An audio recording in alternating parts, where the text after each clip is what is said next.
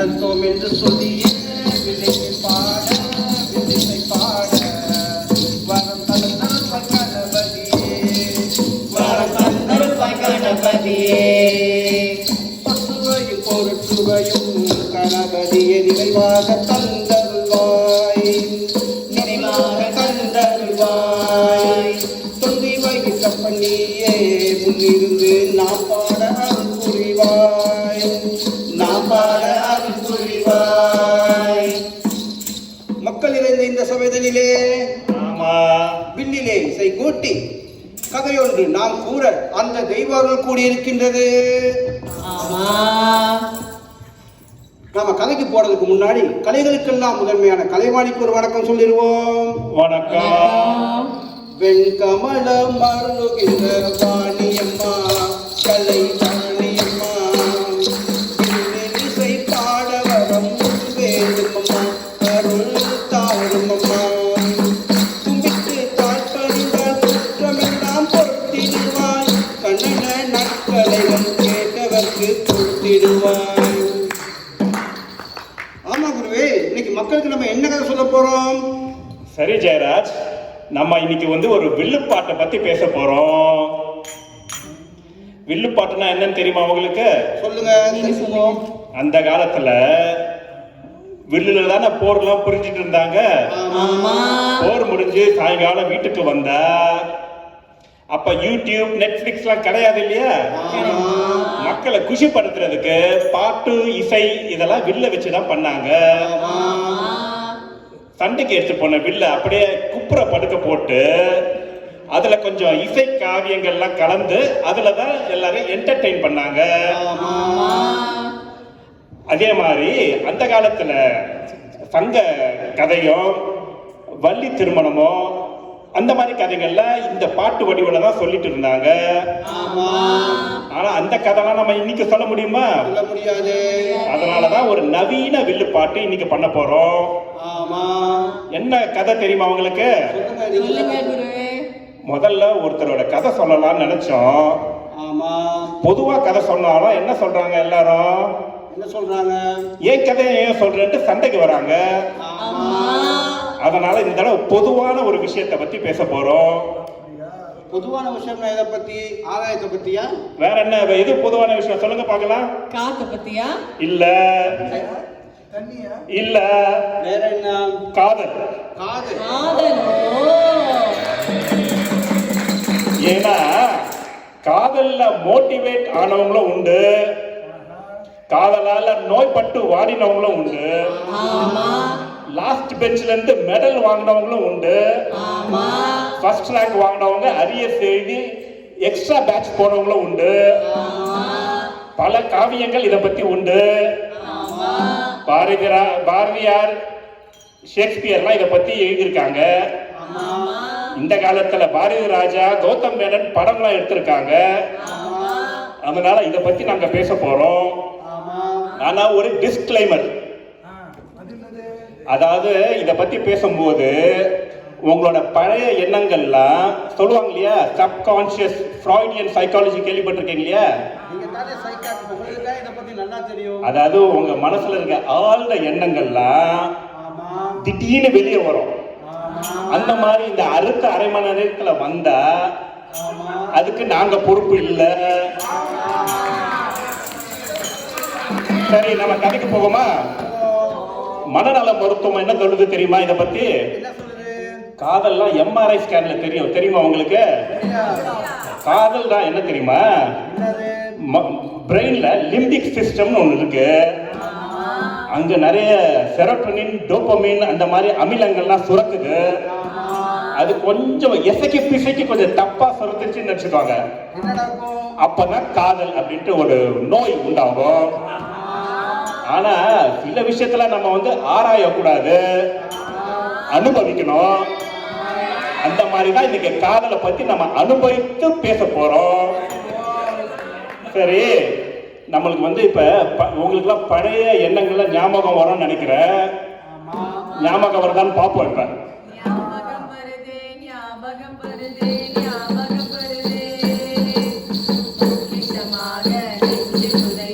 நினைவுகள் எல்லாம் ஞாபகம் ஏதோ ஒன்றை தொலைத்தது போல ஏதோ மீண்டும் பிறந்தது போல தாயே என்னை வளர்த்தது போல கண்களின் ஓரம் கண்ணீர் வருதே. ஞாபகம் எல்லாம் வந்துடுச்சு. அடுத்தது என்ன? சிலருக்கு ஏற்கனவே நம்ம ஆடியன்ஸ் வந்து கண்ணீர் துளிகள்லாம் வந்துட்டு இருக்குன்னு நினைக்கிறேன். சிலருக்கு பாருங்க, நம்ம பசங்களுக்கு பிரைமரி ஸ்கூல்லயே காதல் வந்துடும். டீச்சர் மேல ஒரு லவ் க்ரஷ் வரும். அப்புறம் பாத்தீங்கன்னா மீச வளர்ற வயசு இருக்கு இல்லையா, டெஸ்டோஸ்டிரோன் ஈஸ்ட்ரோஜன்லாம் அப்படியே குப்பு குப்புன்ட்டு பத்திட்டு எரியும்.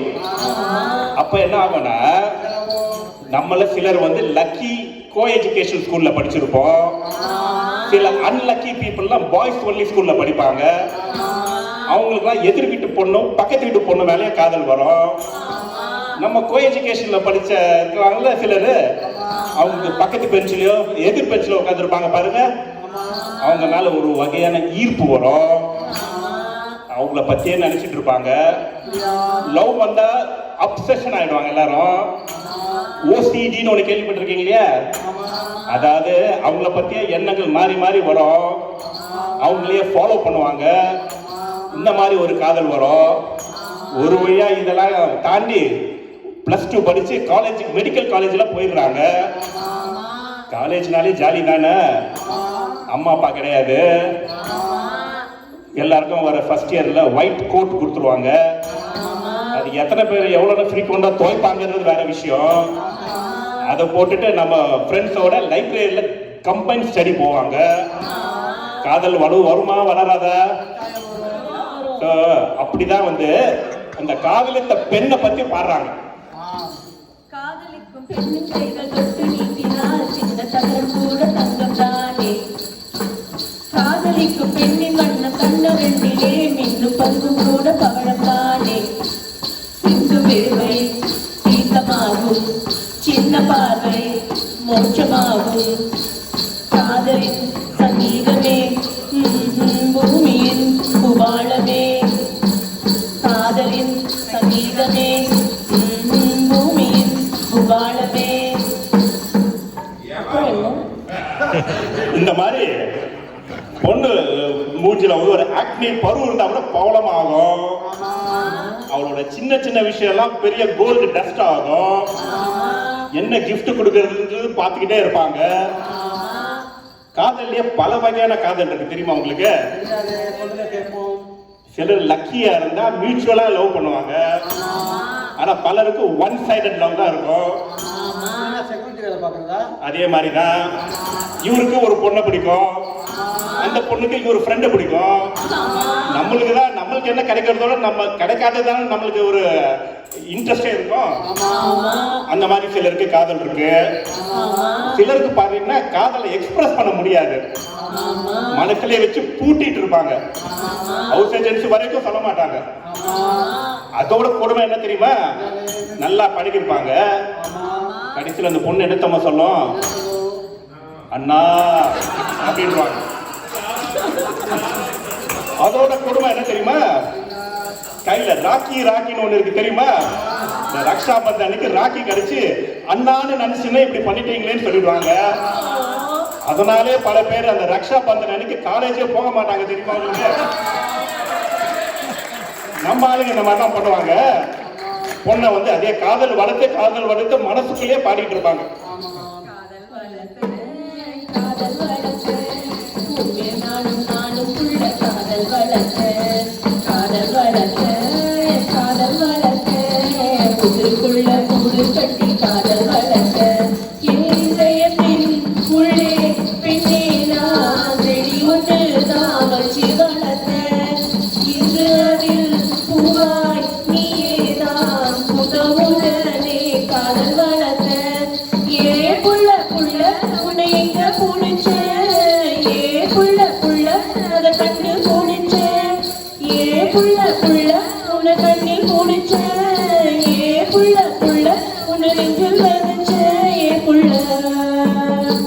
அந்த மாதிரிதான் காதல் வளர்த்துக்கிட்டே இருப்பாங்க சிலரு.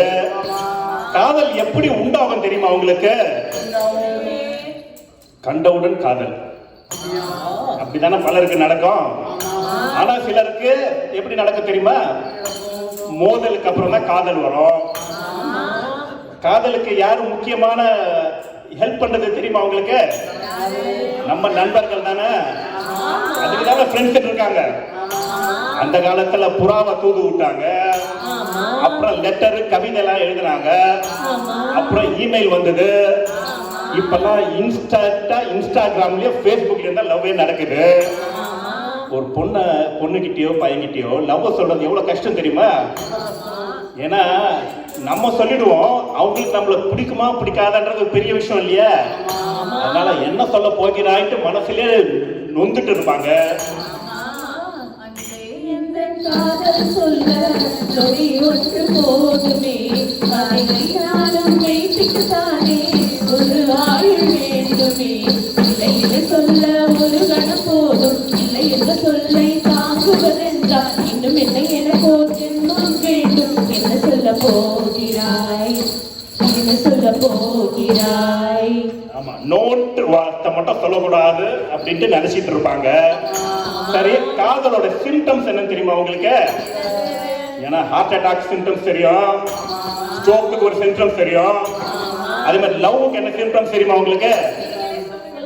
அதாவது அந்த பையனை பொண்ணை பத்தியே கான்ஸ்டன்டா நினைச்சிட்டு இருப்பாங்க, அவங்களுடைய ஃபியூச்சர் இருக்கிற மாதிரி நினைச்சிட்டு இருப்பாங்க, அவங்களோட சொந்தக்காரங்க நம்மளோட சொந்தக்காரங்களா ஆயிடுவாங்க. எப்பவுமே உலகத்துல இவங்க 2 பேர் தான் இருக்கிற மாதிரியே ஒரு கனவு தோணும். என்ன ஆகுது? இதுக்கெல்லாம் என்ன காரணம் தெரியுமா? கண்ணு. ஏன்னா கண்ணு மூலமா தானே காதல் வருது. நம்ம கண் டாக்டர் அதை பத்தி என்ன பாடுறாங்கன்னு சொல்லுவோம். கண்ணும் கண்ணும் கொள்ளையடித்தால் காதல் என்று அர்த்தம், கடலை வானம் கொள்ளையடித்தால் மேகம் என்று அர்த்தம், பூவை வண்டு கொள்ளையடித்தால் புதையல் என்று அர்த்தம், புதையல் என்னை கொள்ளையடித்தால் மச்சம் என்று அர்த்தம். அர்த்தம் ஆமா, பெரிய மச்சம் தானே அது. புதையலே வந்து நம்மளுக்கு வந்து ஐ லவ் யூன்னு ஒரு பொண்ணு சொன்னாலே அது புதையல் தானே அர்த்தம். அது அந்த காலத்துல லவ் எப்படி பண்ணாங்க தெரியுமா? ஒரு காதலன் காதியோ பேர் சொல்லியோ கூப்பிட மாட்டாங்க, கல்யாணத்துக்கு அப்புறம் கூட இப்ப சொல்ல மாட்டாங்க. ஆனா இப்பெல்லாம் எப்படி தெரியுமா? நீங்க க்ளோஸா இருக்கணும், டே டி அப்படி சொன்னாதான் நம்ம 2 பேர்கள் காதலருக்குள்ள க்ளோஸா இருக்கிற மாதிரி நினைக்கிறாங்க. அந்த காலத்துல பாருங்களேன், ஒரு தோழி வந்து இன்னொரு தோழி கிட்ட மாலை நேரத்துல அவங்களோட காதலனை பத்தி எப்படிலாம் பாடுறாங்க. மாலை பொழுதின் மயக்கத்திலே நான் கனவு கண்டேன் தோழி, மனதில் இருந்தும் வார்த்தைகள் இல்லை, காரணமே தோழி, காரணமே தோழி.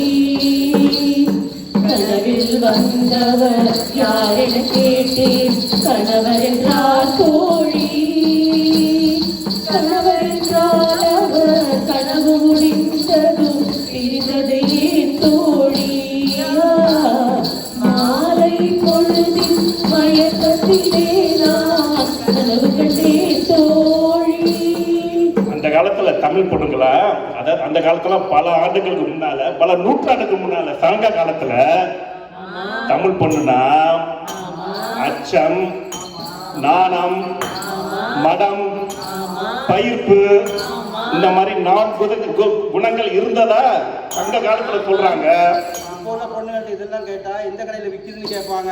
ஆமா, இப்ப பாருங்க எல்லாம் பாய் ஃப்ரெண்ட் செக்ஸி அப்படிலாம் பாடுறாங்க பாருங்க. கூகுள் பண்ணி பார்த்தேன் ஒரு இடத்தில, இவன் போல ஒரு இருக்கணும் பிறந்ததில்ல, யாவும் யாவும் பண்ணி பார்த்தேன் இவனை போல எந்த கிரகத்திலும் இன்னொருத்தன் கிடைக்கவில்லை. நான் டேட்டிங் கேட்டா வாட்ஸ்அப் பார்த்து ஓகே சொன்னானே, ஷாப்பிங் கேட்டா email.com கூட்டி போனானே, மூவி கேட்டா யூடியூப் போட்டு பார்க்க தந்தானே, பாவமா விற்கிறான் ஊரையே விற்கிறான். Meet my boyfriend, my smart and sexy boyfriend. ஒரு வழியா லவ் பண்ணி நம்மளுக்கு வந்து என்ன ஆகுது தெரியுமா? சிலருக்கு கல்யாணத்துல முடியுது, சிலர் அடுத்த பொண்ணை தேட ஆரம்பிச்சிடுறாங்க, சிலர் கல்யாணம் ஆகியும் இல்ல ஆகாமலோ சாமியார் ஆயிடுறாங்க, சிலர் தற்கொலை பண்ணிக்கிறாங்க, சிலர் அந்த தாங்காத ஏக்கத்துல கல்யாணத்துக்கு அப்புறம் அவங்களோட காதலன் காதலியே அவங்க பசங்களுக்கு பேரா வைக்கிறாங்க. 96 படம் பார்த்தீங்க இல்லையா? என்ன ஆகுது? பல வருஷம் கழிச்சு பாக்குறீங்க. மெயினா இந்த மாதிரி தமிழ்நாடு டாக்டர்ஸ் அசோசியேஷன் கன்வென்ஷன் உங்களோட காலேஜ் கெட் டுகெதர் எல்லாம் போறீங்க. 10 வருஷம் கழிச்சு உங்க பழைய எக்ஸ பாக்குறீங்க. பழைய எண்ணங்கள்லாம் வருது. என்ன ஆகும்? அதனால இந்த மாதிரி கெட் டுகெதர் எல்லாம் ஜாக்கிரதையா இருக்கணும் நீங்க. சிலர் என்ன பண்றாங்க, மலர்ல நொந்து போய் மலர்ல கூட வாசனை இல்லைன்னா பாடுறாங்க.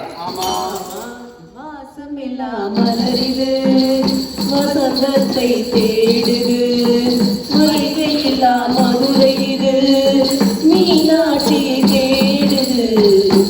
ஏதேதோ ராகம் என்னாலும் பாடும், அழையாதார் வாசல் தலை வைத்து ஓடும்.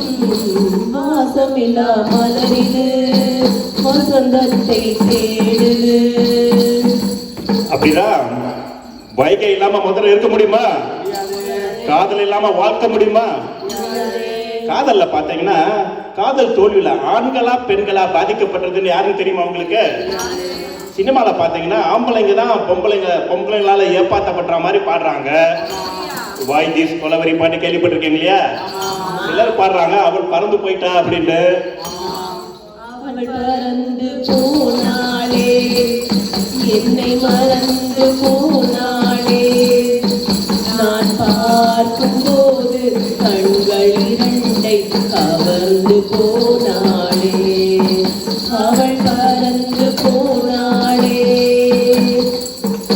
சிலர் பாத்தீங்கன்னா ஆல்ட்ருயிஸ்டிக் லவ் கேள்விப்பட்டிருக்கீங்களா? காதலிச்ச பெண்ணு உங்களுக்கு டாடா காமிச்சு போயிட்டா என்ன பண்ணுவீங்க? இந்த காலத்துல ஆசிட் ஊத்துறாங்க. ஆனா அந்த காலத்துல இப்படிலாம் பாடுறாங்க பாருங்க. கல்யாணம் ஆயிட்டு எங்க இருந்தாலும் சந்தோஷமா வாழுன்னு வாழ்த்துறாங்க. எங்கிருந்தாலும் வாழ்க, உன் இதயம் அமைதியில் வாழ்க, மஞ்சள் வளத்துடன் வாழ்க, உன் மங்கள குங்குமம் வாழ்க, வாழ்க வாழ்க, எங்கிருந்தாலும் வாழ்க. காதல் பாத்தீங்கன்னா இங்க இருக்கிற எல்லாருக்கும் காதல்னாலே காதலுக்கு அப்புறம் தான் கல்யாணம் கிடையாது. கல்யாணத்துக்கு அப்புறம் காதலிக்கலாம்.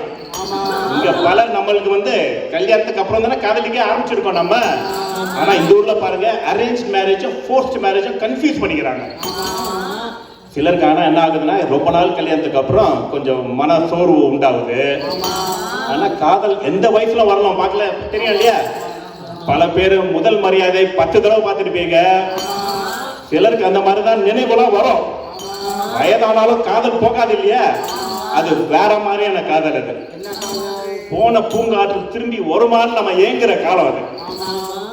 பூங்காற்று திரும்புமா, என் பாட்ட விரும்புமா, பாராட்ட மடியில் வச்சு தாளாட்ட, எனக்கு ஒரு தாய்மடி கிடைக்குமா?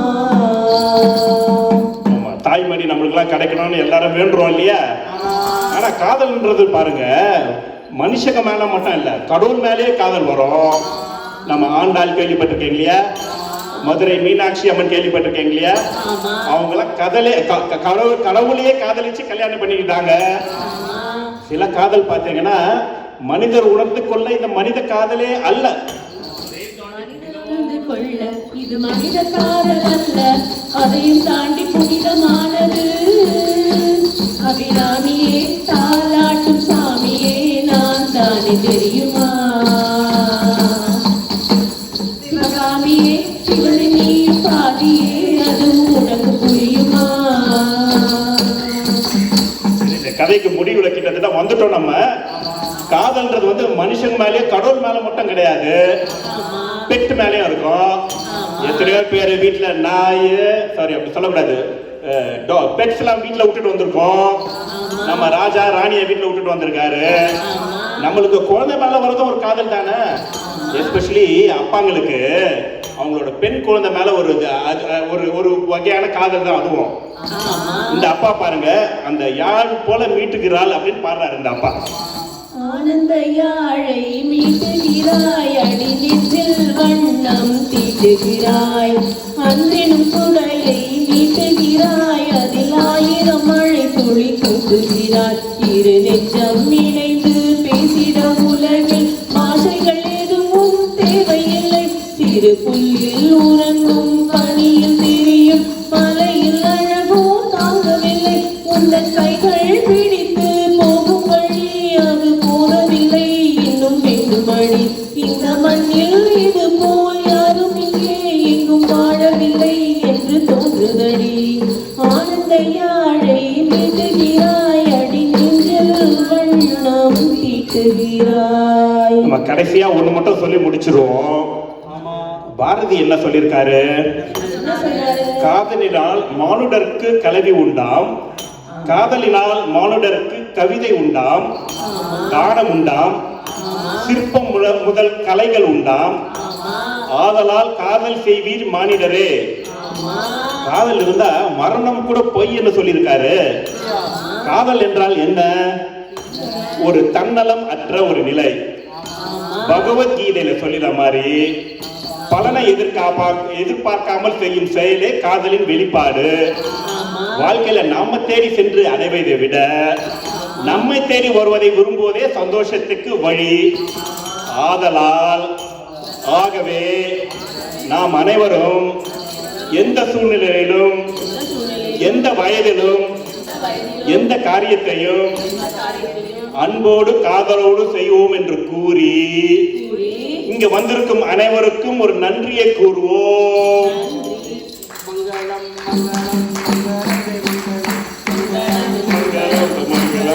மங்களம் மங்களம் மங்களம் மங்களம் சுபமங்களம். இங்கு வந்து கதை கேட்க உங்களுக்கு மங்களம், இங்கு வந்து கதை கேட்க உங்களுக்கு மங்களம். இன்பமாக இசை வடிக்க எங்களுக்கு மங்களம், இன்பமாக இசை